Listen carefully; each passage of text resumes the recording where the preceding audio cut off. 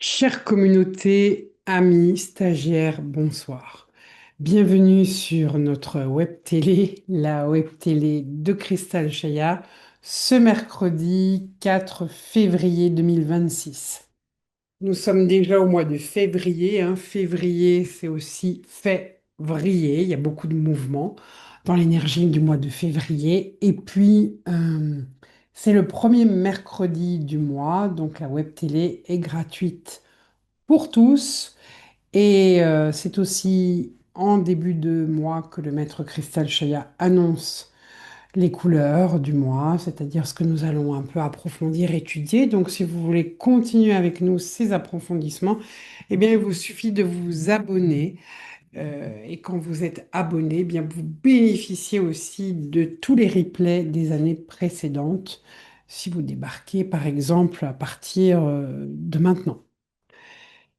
En tout cas, bienvenue. Je vous rappelle d'abord quelques rendez-vous importants. Tout d'abord, je tiens à remercier toutes les personnes qui se sont mobilisées pour participer aux constellations de l'être solaire parce que, évidemment, elles vont bénéficier d'un travail personnel chacune, mais aussi nous allons vraiment faire un travail pour le collectif puisque nous nous sommes rendus compte en explorant la ténèbre éternelle avec le maître Cristal Shaya qu'il y a une fréquence dans le code native des reptiliens qui est à rééquilibrer. Et je pense que ce soir, Christelle Cheya vous expliquera un peu l'objet de ce travail et bien sûr la nécessité aussi pour cette année 2026, si vous ne l'avez pas encore saisi, de l'importance de se libérer des illusions et des attachements qui entretiennent l'illusion. Et donc forcément, tout ça passe par un travail qui est le chemin de transcendance. Je vous rappelle que vous êtes sur Terre et le principe de réalité de la matière, c'est de ne pas faire de la Terre une terre d'enlisement, mais une terre qui permet l'intégration, la récapitulation, le chemin de transcendance pour pouvoir intégrer, hein, et apprendre davantage sur nous-mêmes, évidemment. Donc, quelques dates pour vous rappeler certains rendez-vous. Les activations Kundalini en ligne, vous retrouverez la prochaine activation mardi 10 février à 18 heures, puis samedi 21 février à 11 heures et lundi 2 mars à 18 heures. Je vous invite aussi à suivre un webinaire gratuit en présence de mon partenaire Éric Grange, directeur d'Oasis L'éveil au monde. Je collabore avec Éric depuis de nombreuses années pour ce mandat très important qui est celui de l'ouverture des portails et je ne le remercierai jamais assez de la place qu'il porte. Euh, voilà, Éric est un ami pour moi et un soutien pour le travail sur les portails. Alors justement, ce rendez-vous, ce sera mardi 17 février à 20h30 où c'est une présentation gratuite, mais il faut quand même vous y inscrire. Il y aura bien sûr un replay et nous allons vous présenter le voyage en Galice qui aura lieu du 6 au 13 août prochain. Et c'est un grand travail de préparation, de rituel, de purification pour nous libérer des illusions, soutenu dans des lieux alchimiques, mais aussi un travail de préparation pour le prochain portail, le dernier portail, le 12e portail d'ascension de l'être solaire à Sedona à l'automne 2027. Je vous donne aussi rendez-vous pour une initiation et la transmission de l'enseignement des sceaux d'unité quantique qui aura lieu donc depuis chez vous en visioconférence. La première partie, deux parties en week-end. Le 27, c'est un vendredi de 14 heures à 18 heures et le 28 février et 1er mars, donc 14h30, 18 heures. Et la deuxième partie, vendredi 6 mars et samedi et dimanche 7 et 8 mars. Parce que la formation vous demande aussi, vous invite en tout cas à vivre une initiation qui soit vivante, car lire un livre ne suffit pas. Si ça ouvre une porte, il faut franchir le seuil et ça demande plus qu'un savoir intellectuel. Donc on vous propose une initiation vivante, un enseignement inédit qui est canalisé par moi, évidemment. C'est les canalisations du maître Christa Chaya, là où la connaissance devient vraiment incarnation.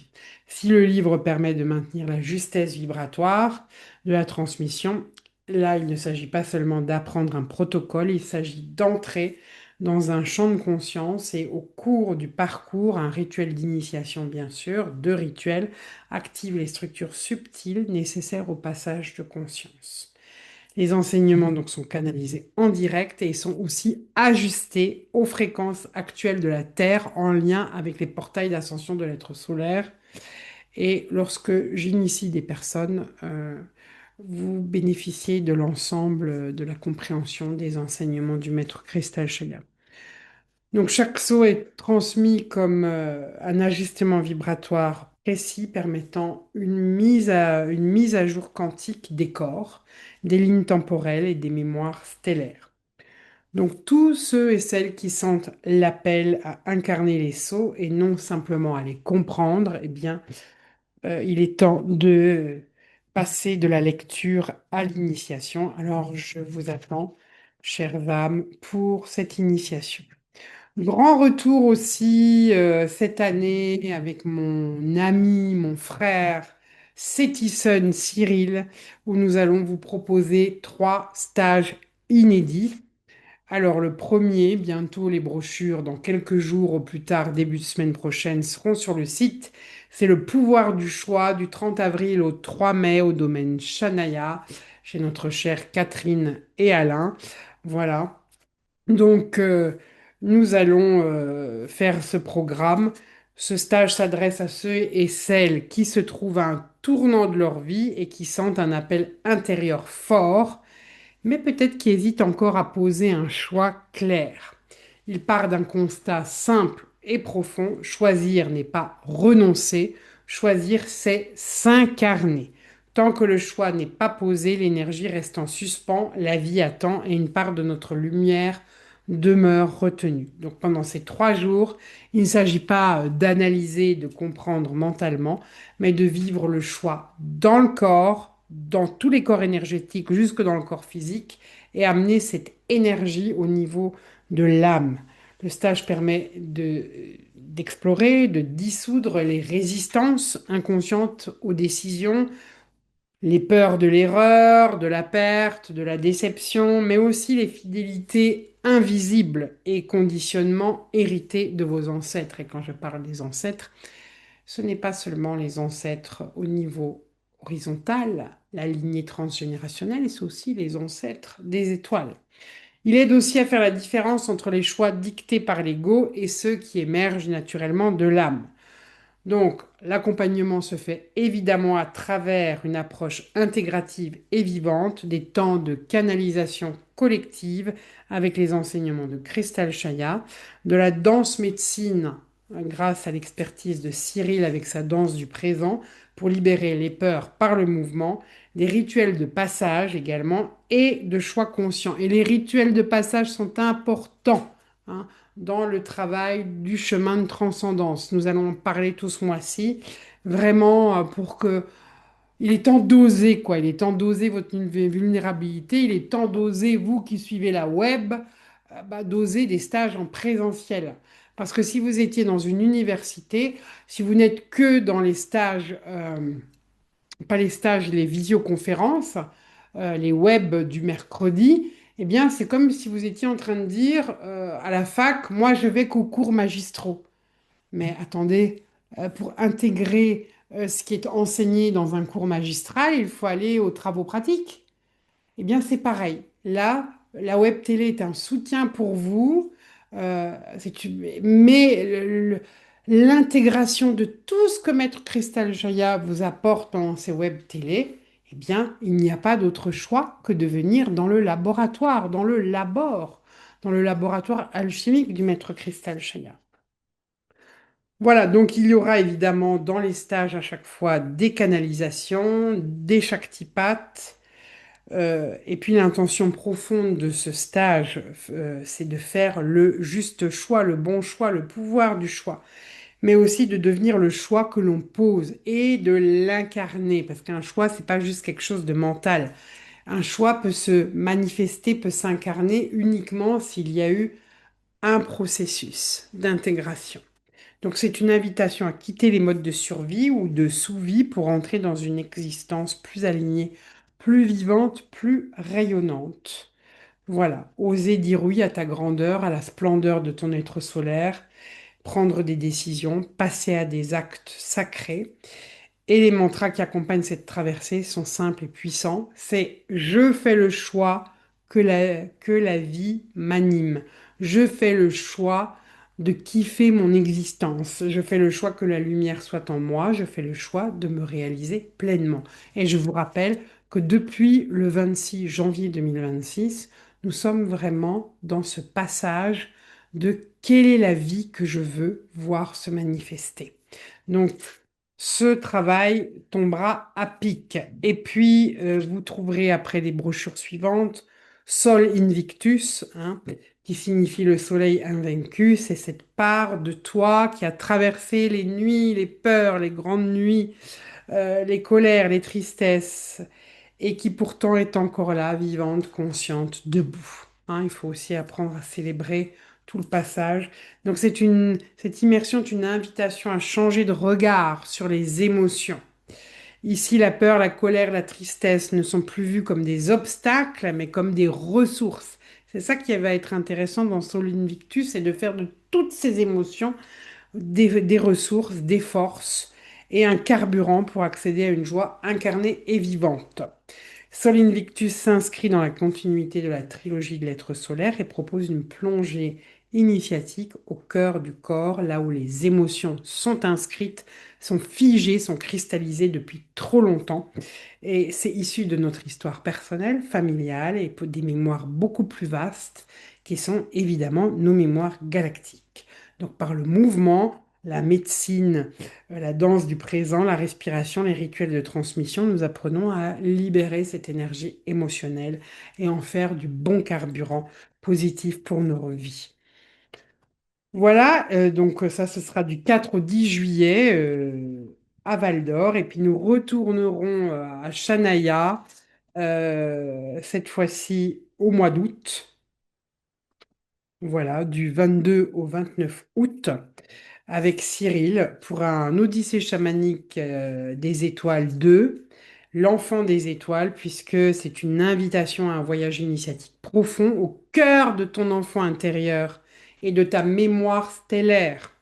Il s'inscrit dans la continuité du premier stage de l'Odyssée chamanique des étoiles, mais il va aller plus loin. C'est-à-dire que même si vous n'avez pas fait l'Odyssée chamanique numéro un, eh bien vous pouvez quand même participer, on l'a appelé numéro 2 parce qu'on va l'élargir. On avait vu les animaux totems sur chaque chakra. On a aussi vu, bien sûr, on va apprendre de plus en plus à travailler avec les animaux totems de notre être solaire, donc les cobras de solarisation, et on va vraiment aller au cœur du Sacré-Cœur de l'enfant intérieur qui est le gardien de notre être solaire. Voilà. Nous allons guérir, libérer et incarner la joie comme une véritable médecine de l'âme. Donc, vous allez trouver toutes les informations précises dans quelques heures ou dans quelques jours sur notre site crystalchaya.com. Voilà pour les infos principales que j'avais besoin de vous donner en ce début de mois de février. Et il y a une question qui a été posé au maître Cristal Chaya et ça va être un peu l'objet de tout ce mois de février. Depuis l'ouverture du portail de Gobi au mois de septembre, il y a une avancée majeure qui a été révélée dans le travail sur les extensions. Beaucoup d'entre vous l'ont déjà perçu. Les extensions issues de l'occulte commencent à se libérer de la ténèbre éternelle. Elles ne sont plus dans ce à quoi bon? Je ne veux ni mourir, parce que j'ai peur de renaître et puis finalement je mérite que ça, de rester dans la souffrance éternelle. Non, elles sortent de ça, beaucoup se libèrent de ça à mesure que les faux codex commencent à se solariser. C'est un processus profond qui est à l'œuvre, qui est réel et irréversible. Mais, mais, nous avons aussi vu que depuis cette ouverture du portail, Christelle Chaya nous avait signalé qu'il y avait des nouvelles équipes de généticiens, des architectes de l'ADN qui venaient soutenir ce travail de solarisation à l'intérieur même du portail. Alors, y a-t-il une raison spécifique à leur arrivée? Qui sont-ils? Ces nouveaux, là, les petits nouveaux, euh, les grands êtres généticiens, ces maîtres-là, qui sont-ils? Que viennent-ils faire? Et à nous, quelle est notre attitude juste aussi, euh, notre attitude d'allégeance vis-à-vis de ces êtres? Qu'est-ce qu'ils attendent de nous? De comment ils peuvent nous soutenir, nous aider et de quelle façon pouvons-nous accéder à leur aide finalement? Voilà, nous allons regarder tout ça avec notre cristal Shaya. Pour cette première rencontre. Évidemment, nous continuerons la semaine prochaine la suite de l'enseignement.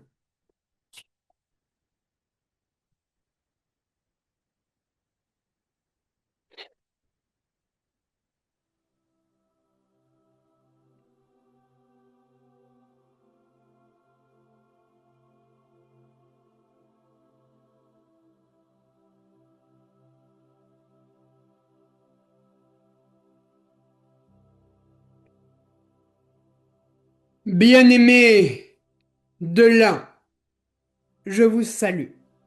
Hod Ha Melech Tzedek Melkit Tzedek Meshia. Soyez les bienvenus, chers âmes. Soyez accueillis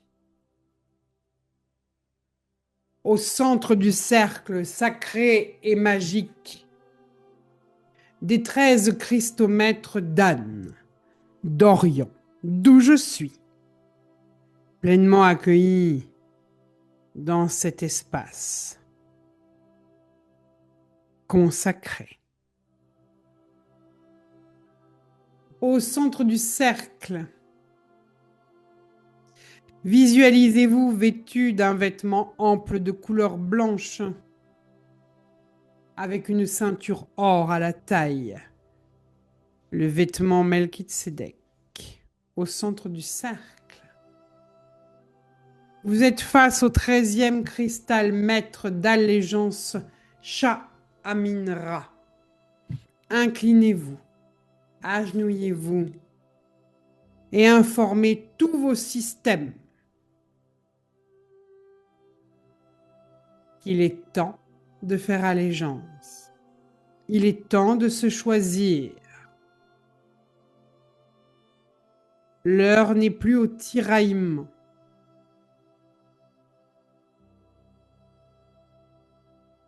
Et ressentez.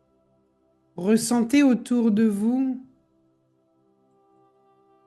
les présences des 13 Christomètres et recevez l'alignement, la protection, la purification des 13 sceaux d'unité quantique.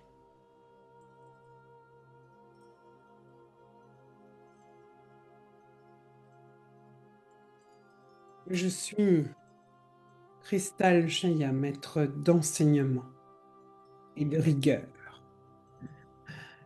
Un Melchizedek de la fraternité dorée d'Orient. Je viens vers vous, humains de la Terre, vous accompagner dans ce processus d'ascension, dans ce besoin d'intégration mémorielle et cellulaire.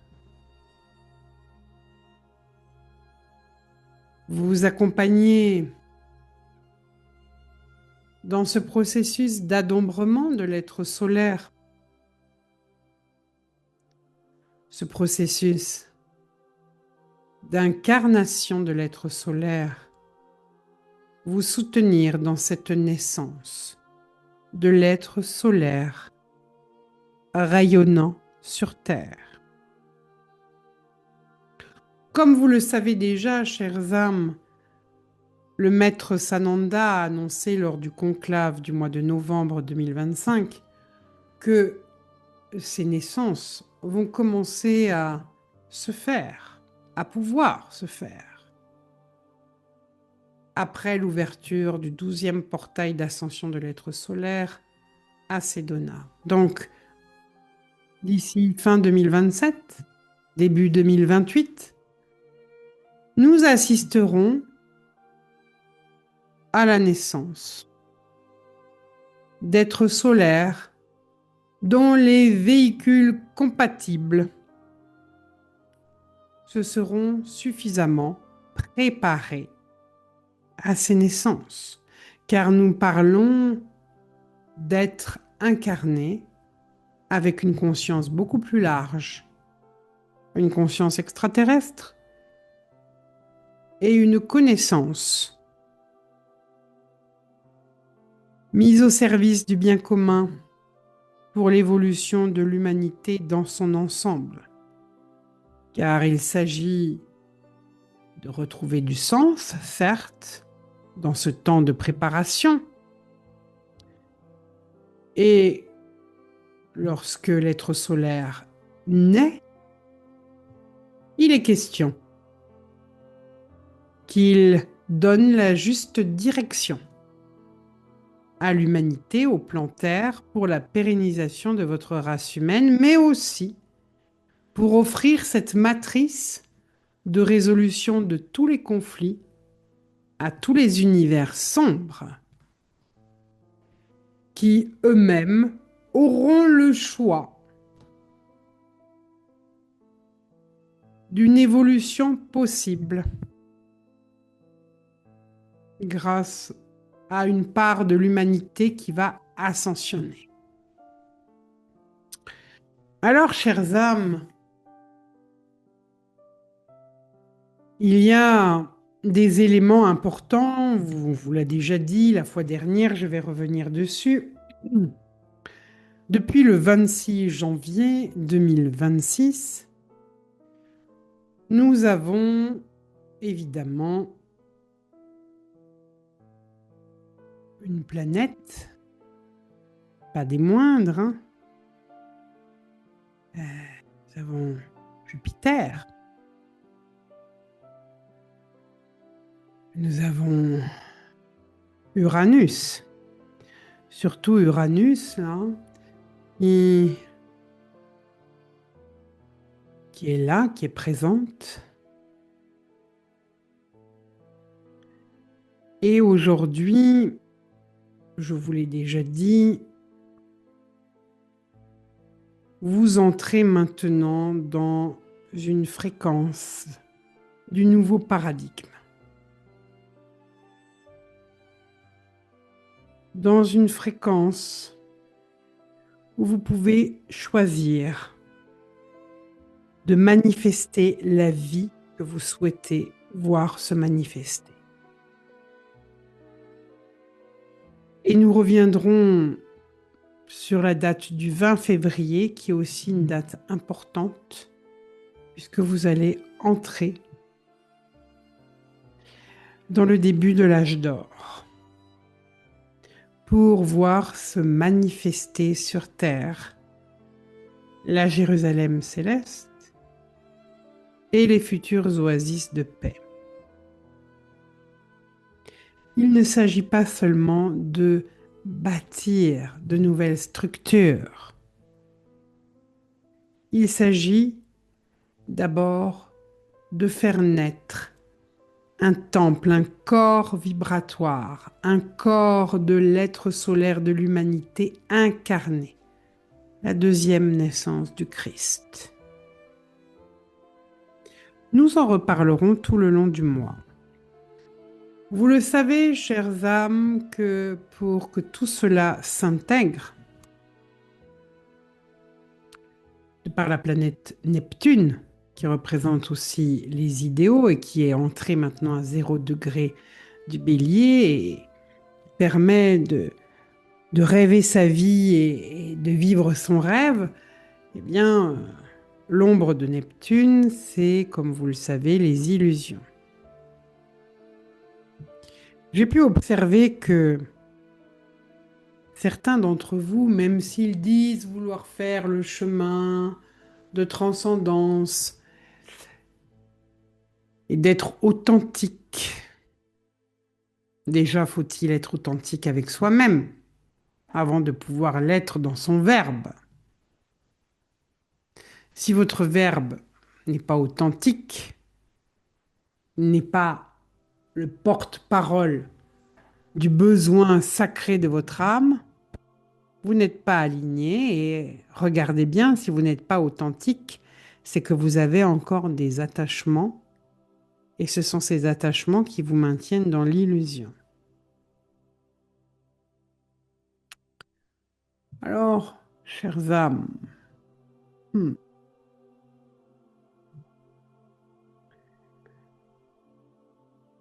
revenons un peu à la vocation du portail de Gobi qui précisément est là pour vous aider à vous libérer des illusions, pour que l'humanité puisse vraiment participer à la manifestation de ce nouveau paradigme tant souhaité.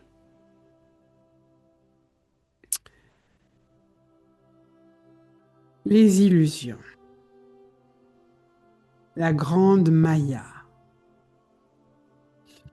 Rappelez-vous, hein, symboliquement, énergétiquement, Siddhartha Bouddha est né d'une mère qui s'appelait Maya. Mais Maya, M-A-Y-A, si vous inversez les lettres, vous avez aussi I am, je suis.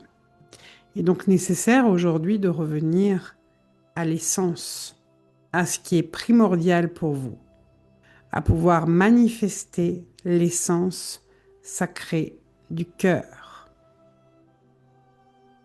Comprenez cela. Vous êtes des êtres métissés aujourd'hui et dans ce métissage, nous devons faire évoluer le code reptilien. Nous devons l'ajuster, lui permettre de s'épanouir parce que dans ce code reptilien, il y a une trace du germe 1, divin, christique. Mais il n'arrive pas à s'épanouir. Parce que il y avait, vous le savez, chez les reptiliens, une forme d'éducation qui consiste à obéir, à être soumis, ou alors à montrer que on a l'étoffe d'un guerrier, d'un commandant, d'un conquérant. Une éducation donc basée sur soumis ou chef. Mais les reptiliens ont vite compris que même s'ils avaient des postes plus ou moins importants, eh bien, ils n'atteignent jamais les places réservées à l'élite. Cette élite qui vient de la très vieille étoile Gia. Et puis, il y a eu les Dracos, qui, eux, sont métissés, mélange de code reptilien et de code démon, plus manipulateurs, plus féroces aussi, plus dominateurs. Il est rare de voir chez les Dracos des exécutants, des soumis. Mais Ils sont les soldats de l'élite.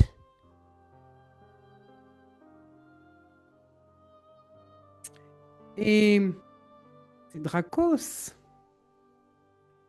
eh bien, ils étaient aussi chargés sur Rigel de dominer et de s'occuper des esclaves reptiliens, ceux qui devaient rester soumis, ceux qui étaient maltraités, malmenés.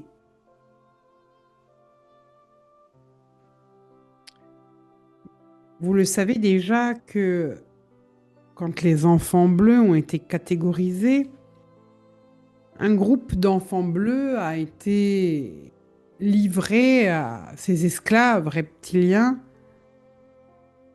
qui sont devenus contraints et forcés parents adoptifs. Et ces enfants bleus devaient être élevés exactement comme des esclaves reptiliens. Aller travailler dans les mines, recevoir des soins rudimentaires, pas d'affection, pas d'amour, pas trop de contact. Mais les enfants bleus sont les enfants bleus et lorsqu'ils touchaient les reptiliens, lorsqu'ils les regardaient, il y avait une fréquence d'amour qui commençait à créer la trame du lien d'amour. Et ce lien d'amour s'est renforcé lorsqu'ils ont tous répondu à l'appel de Ikios Khan, ou plutôt au départ Ikios Merk, qui les a réunis dans un lieu secret et protégé dans la jungle de Rigel et qui les a enseignés à se mettre dans cette reliance du cœur, dans cette connexion avec la mer, mais de façon concrète et incarnée, en apprenant à faire des animaux féroces des alliés, à connaître les plantes sacrées, à savoir les combiner entre elles pour qu'elles deviennent guérissantes, pour qu'elles ouvrent même la conscience.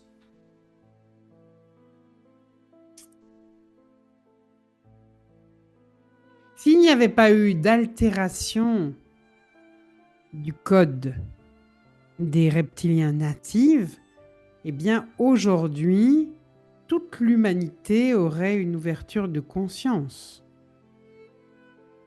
Chacun respecterait la terre, considérerait la terre comme la mère nourricière.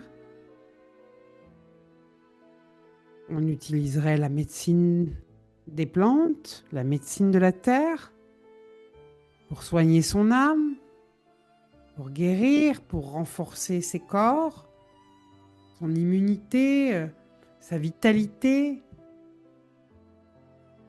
On serait dans le respect des saisons, des cycles. Il y aurait des pratiques, des rituels de passage, des rituels pour maintenir l'équilibre des éléments et l'humanité n'aurait jamais cherché à faire disparaître les gardiens de la terre, les peuples premiers. Par exemple, lorsque les Blancs ont rencontré le peuple rouge, eh bien, il y aurait eu une sorte d'alliance, de fraternité. Mais au lieu de cela, ils ont volé les terres, ils ont piétiné, massacré, violé. Alors, la dissonance aussi, vous allez la comprendre, elle vient d'un moment particulier qui s'est produit dans l'occulte. Kiosmerk, donc, qui vivait parmi les enfants bleus et les natifs de Rigel, a commencé à intégrer dans ses propres structures la trame énergétique des natifs. Les natifs qui, en contact d'Ikiosmerk, commençaient à intégrer cette loi universelle qui est l'interreliance. Nous sommes tous reliés les uns aux autres. Nous sommes tous reliés à la grande mère, la matrice mère.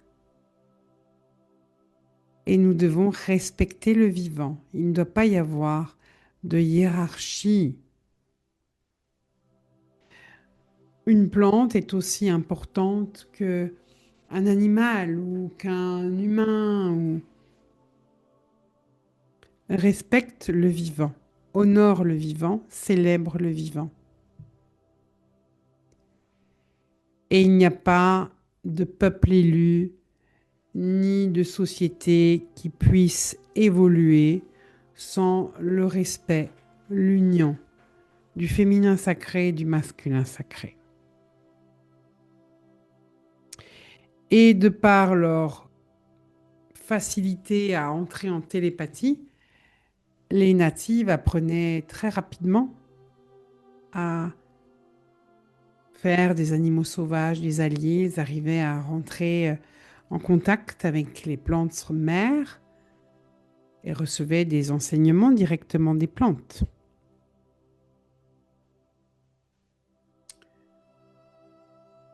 Malheureusement, Ikiosmerk a dû faire un choix.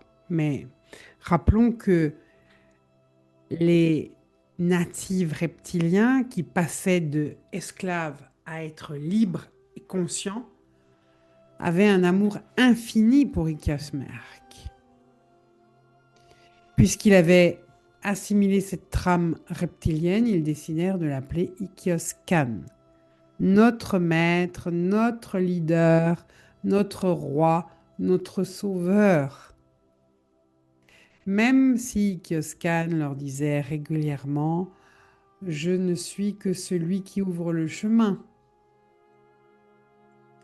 Pour eux, ils étaient bien plus qu'un modèle, il était leur souverain suprême, leur modèle de vertu. Mais pendant qu'il les initiait, il y avait beaucoup d'extensions qui se formaient dans l'occulte, dont des extensions de Shaminra, de Shamira, d'autres êtres, et aussi des prêtres qui avaient reçu la Shaktipat d'Ikiosmerk et qui avaient des copies de code. Des copies de code avec des systèmes de verrouillage créés par Ikiosmerk lui-même, puisqu'il était un architecte de l'ADN. Mais un des prêtres qui continuait d'évoluer dans les temples d'Orion arrivait à maintenir le contact avec une extension à lui, et il comprit rapidement que les codes n'étaient plus du tout en sécurité.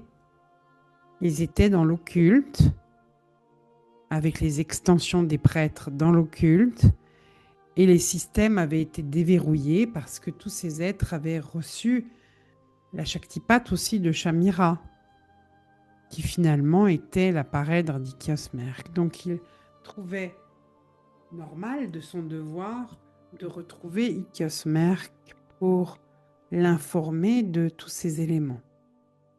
Et il parvint donc à le retrouver. Et c'est la raison pour laquelle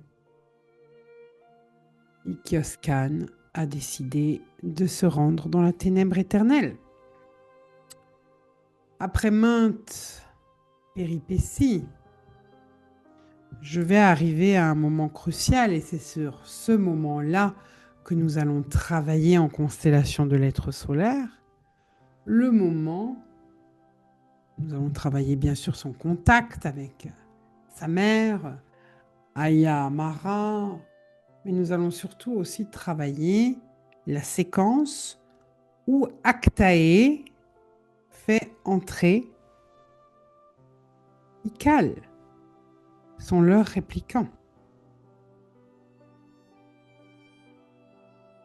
Nous allons revivre tout le psychodrame qui a précédé l'arrivée d'Ikal, mais je vais vous parler maintenant du moment où Ikal est entré. puisque avant cela, bien sûr, il y a eu la malédiction d'Actaï sur les enfants bleus pour que jamais ils ne se retrouvent.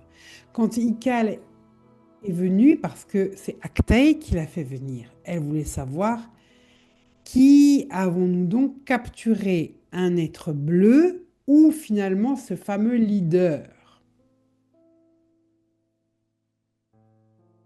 Ils avaient des soupçons parce que une fille de Gabal l'avait reconnu dans la ténèbre éternelle et avait eu une pensée. Ah, si lui est là, si lui a échoué, comment nous réussirons-nous à nous en sortir? Nous sommes foutus. Et à cause de cette pensée, un démon s'est dit, celui-là, c'est un être bleu particulier. Et donc Actaé avait tenté, en faisant venir Shamira, Aya Amara, de déceler l'identité de cet être, mais il y avait de la résistance. Malgré la lourdeur de la ténèbre éternelle, il arrivait à maintenir une certaine fréquence.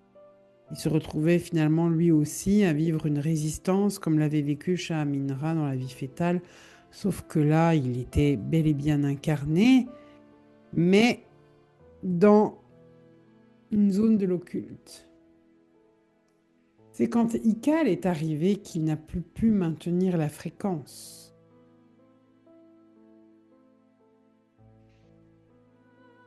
Ikal a travaillé au corps, mais surtout Ikal a perçu en lui la fréquence reptilienne, cette trame reptilienne qu'Ikioskan était en train d'éduquer à cette conscience d'unité, d'interreliance. Et il s'adressait alors aux reptiliens, au peuple reptilien. Regardez, regardez votre leader, regardez votre rayonnant. Il est là, prisonnier, torturé dans la ténèbre éternelle. Tout simplement par attachement pour une parèdre qui ne le reconnaît même pas. Lui dans la ténèbre éternelle. Il vous a abandonné, vous, les natives. Vous qui avez pris des risques en vous échappant. Vous, les esclaves qui vouliez devenir libres. Vous allez être maintenant recapturés sans votre mentor. Et vous allez être reconditionnés. Vous allez souffrir bien plus. Et tout ça à cause de lui, parce qu'il vous a abandonné, parce que c'est un égoïste. Il vous a trahi. Voyez ce que sont les leaders. Il ne faut pas les suivre.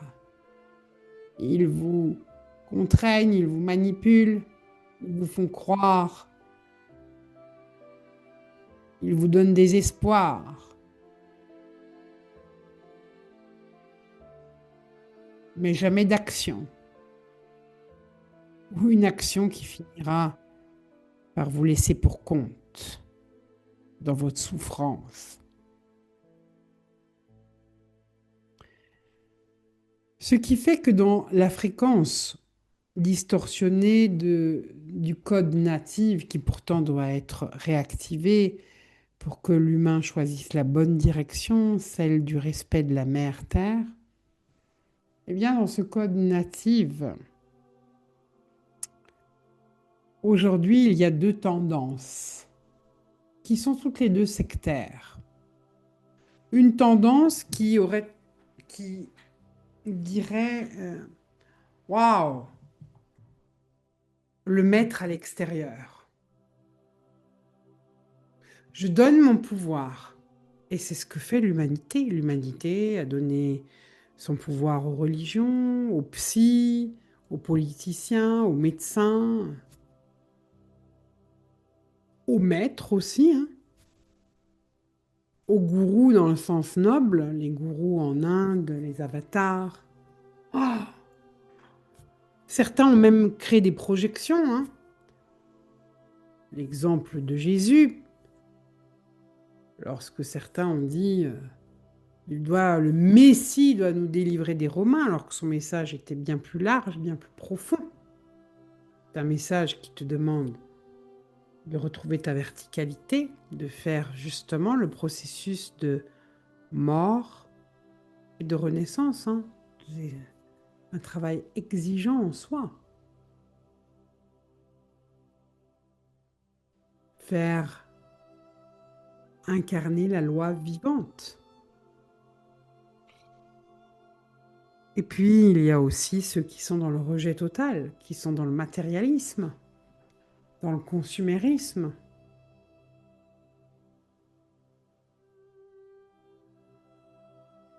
qui pensent que une fois qu'ils auront quitté cette terre, ils vont mourir et il n'y aura plus rien après eux, sauf peut-être leur descendance.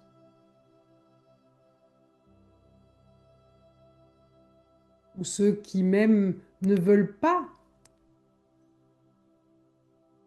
de soutien des maîtres. Ou ceux qui évoluent dans des milieux spiritualistes, mais qui disent, oula, surtout pas de New Age, qui sont donc dans des formes de séparation, alors qu'ils devraient développer euh, une vision plus intégrale et intégrative. Loisonne. Ceux qui se font aussi la guerre des religions. Ceux qui préfèrent aujourd'hui le nouveau Dieu qui s'appelle la science ou l'intelligence artificielle.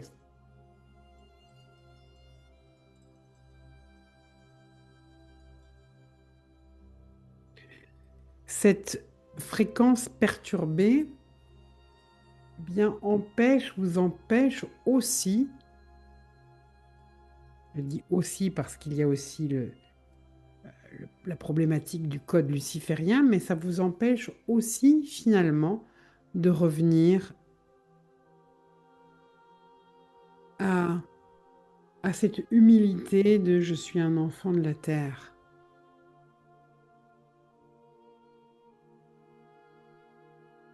Et ma terre est ma mère. Ma terre est mon soutien. Et je suis au service de la terre-mère.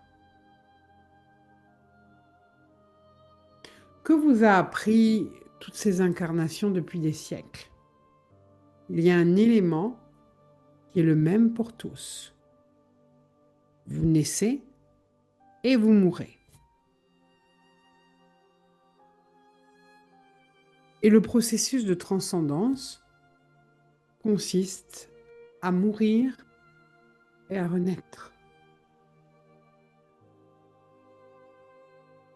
À laisser mourir tout ce qui vous éloigne de votre centre pour retrouver votre véritable nature. Mais vous ne pouvez pas vivre non plus un processus de transcendance tout seul dans votre coin.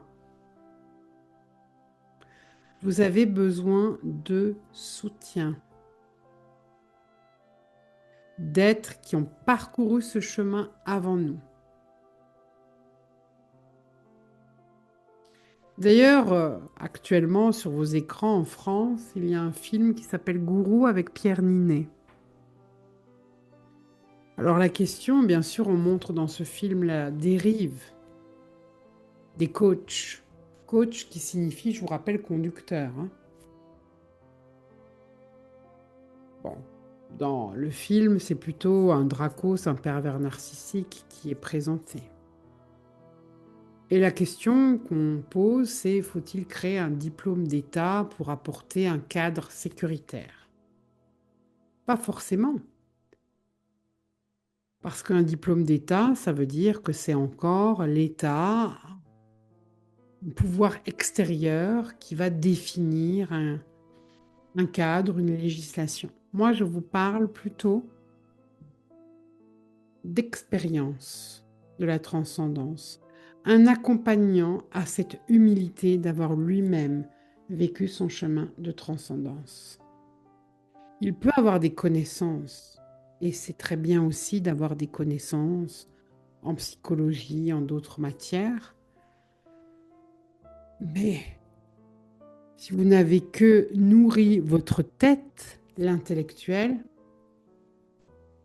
et que vous n'avez rien vécu dans l'expérientiel, dans ce processus de mort et de renaissance,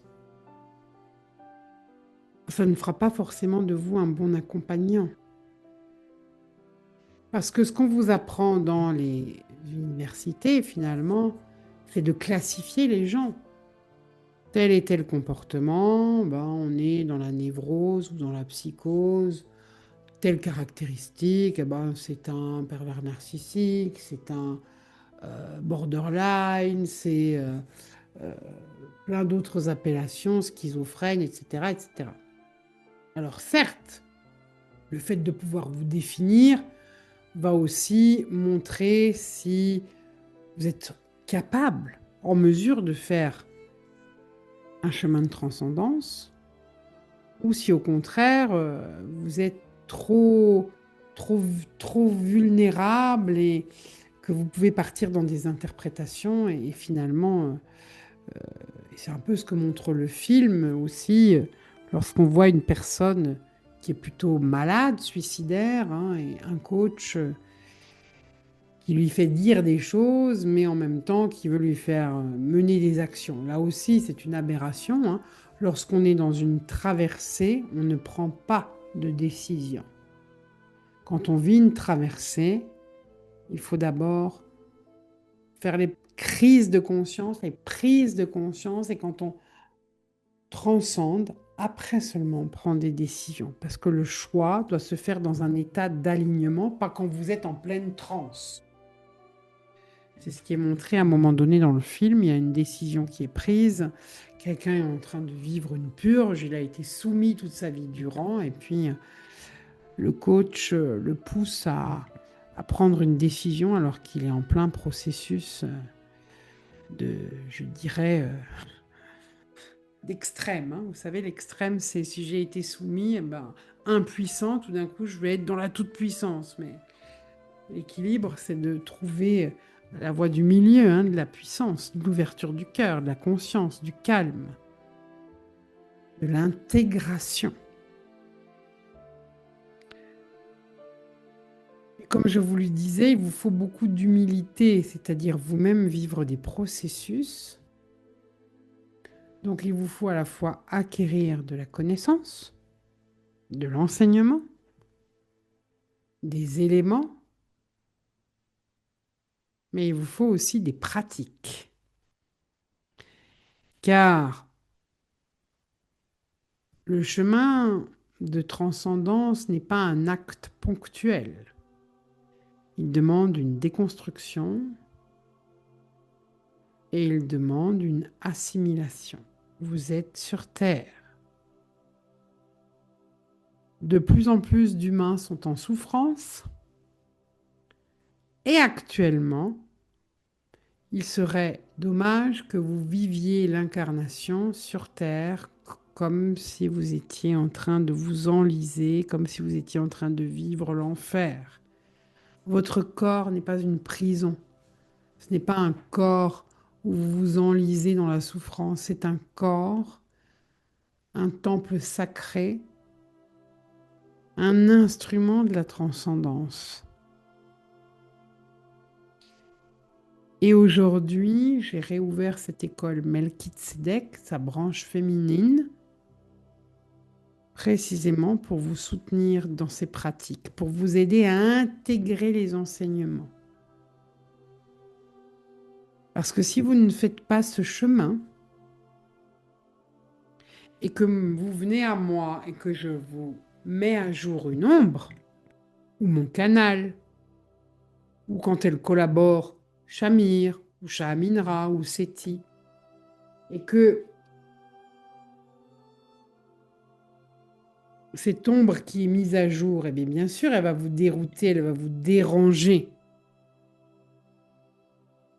Mais si vous n'êtes pas dans cet engagement, dans cette bienveillance avec vous-même, de dire, ok, c'est pas agréable de voir une ombre, c'est de la boue, mais comment c'est quoi le process pour transformer ça en or?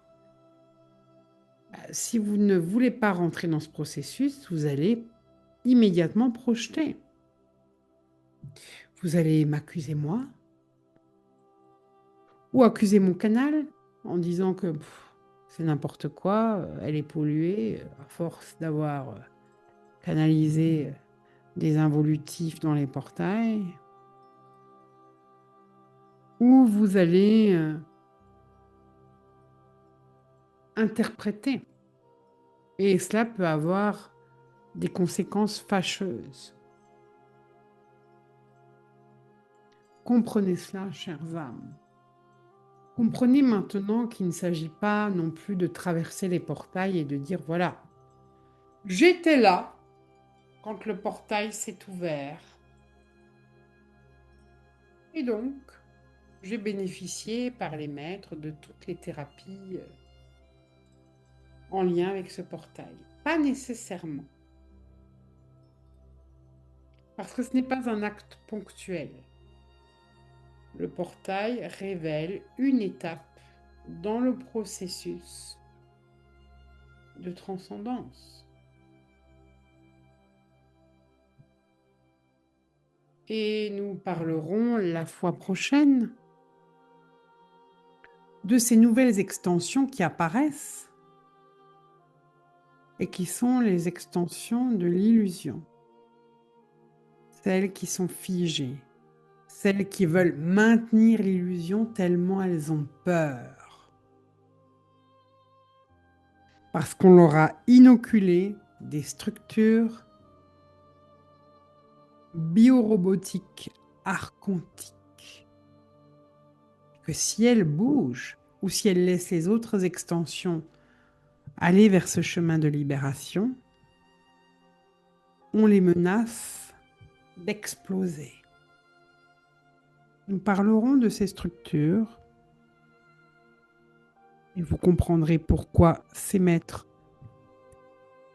les nouvelles équipes sont arrivées dans le portail de Gobi et qui ils sont et quel est leur niveau d'exigence pour qu'ils opèrent et effectuent leur chirurgie. Je vous donnerai aussi des éléments importants pour travailler avec la sphère iodévodée et les sauts d'unité quantique sur ces structures qui peuvent maintenant,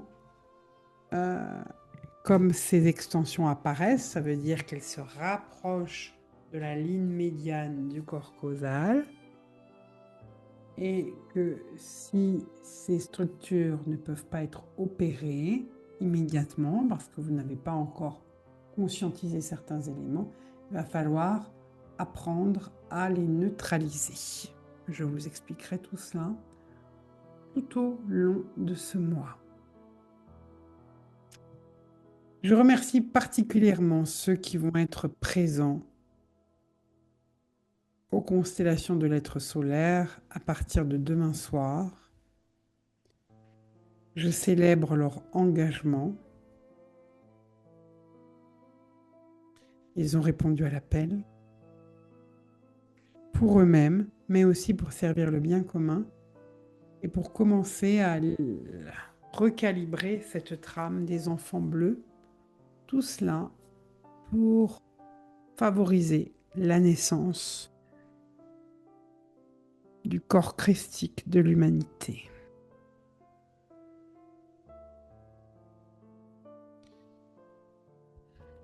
Gratitude à vous, âme courageuse, car il vous faut beaucoup de courage et de détermination pour venir dans le temps, dans le labor du maître de premier rayon. Soyez bénis, chères âmes. Soyez tous et toutes remerciés. Recevez les bénédictions. Peut-être aussi plus d'équilibre entre le fait d'écouter, de recevoir un enseignement et peut-être demain vous aurez plus de facilité à venir dans le labor, vivre les expériences afin d'unifier et d'incarner la connaissance en vous et autour de vous. Om Shanti Shaya.